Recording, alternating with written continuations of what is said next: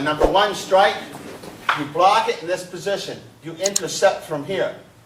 Coming in this position, make sure that you have a cross. The closer the cross is to you, the less leverage you will have. The more power, or it'll be equal for the two of you.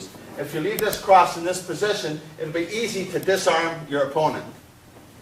So as he comes to strike you, and you're here, and you're coming to this position, you can then, again, come to strike your opponent over and over if you want to. The main point is you have a disarm. As he comes to strike, block, in this position, disarm him, coming through with a strike.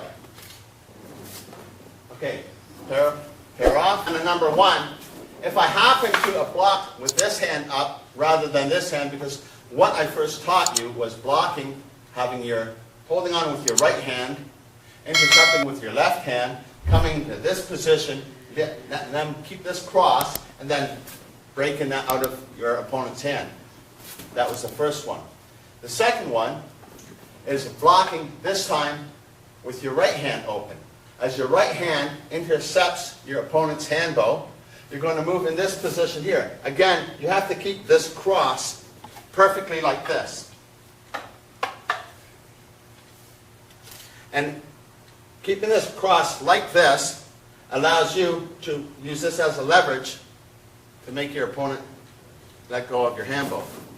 So as he comes to strike, and you're in this position, you just intercept, redirect the energy of his strike, stepping around, making sure that you keep this as a 90 degrees elbow, disarming your opponent from the leverage. Okay, pair off. Comes for a number two strike, and I make sure I block, moving myself out of the way. I intercept his hand bow. Stepping again outside in this position, just like the last one, making him let go.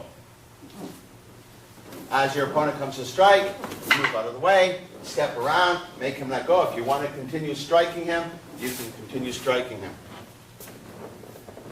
The main thing that here is, as he comes to strike and you move out of the way, that you are moving with your body, stepping around to the outside. Because if he steps around to the outside, it's going to put him in a better position. You step around to the outside, making the stick go across his stomach like this. If this stick comes across his stomach, your stick will fit in here like this, and you'll easily make him let go. Okay, practice that one. As my opponent comes to strike me with the number two, and what we were doing is blocking with our left hand open, intercepting, and coming around to do the disarm. Now what I'm going to do is hold on with my left hand, keeping my right hand open, intercepting my opponent's hand bow. From this position, I'm going to move him from here, disarming him from there. Then, if you want to continue striking your opponent, you can do that. The main thing what we want to do here is the disarm. So as he's coming in this position, and you're from here, step outside and make him let go. And if you want to continue, again, you can do so. There's quite a few things that we can do here. For example, if I was, depending on, if he's striking with his hand bow up, that's why I moved in this position. If he's striking with his hand bow down, I can't move in that position. So you've got to be aware that people will strike you differently. And if you're aware, there's going to be variations. If the hand is in this position, I could then come from here, stepping around like this. So you see, if he's striking up, and the hand bow was like this, I came from here and made him let go from here. If he was in this position here, I'm stepping like this, but my body wants to move around him because I don't want to be in front of his other hand. So as my body moves around him, it makes the leverage that makes him let go. Okay. Now on the number three, as your opponent comes to strike you with a number three, and you're in this position, you're going to again intercept your opponent's cane. Step in this position. Make sure that you leave this open like this. Then you're making him let go from here. So it's quite simple. He comes to strike, you block, and you always, it's not that I block. Make sure that you pay attention to this, because it's not like I'm blocking like this, because I'm making it bounce off me. And that's how sticks get broken, and that's how people get bits of sticks in their faces. So as he's coming to strike, I'm actually coming back with it, absorbing some of the energy in this position as I'm stepping around from here, using this leverage to make him let go. So it's kind of easy to follow. You're stepping away, intercepting. Like we said, we can do all sorts of strikes, and there's strikes that will go into disarms.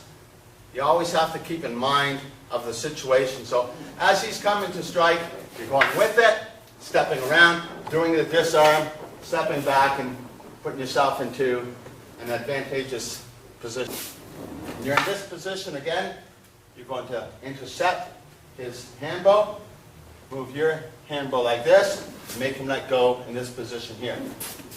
So he comes to strike, block, come in this position here, leading the cross closer to him, in this position, making him let go as you continue your battle. So as your opponent comes, intercepting, instead of coming here and making him let go this way, we could also do this.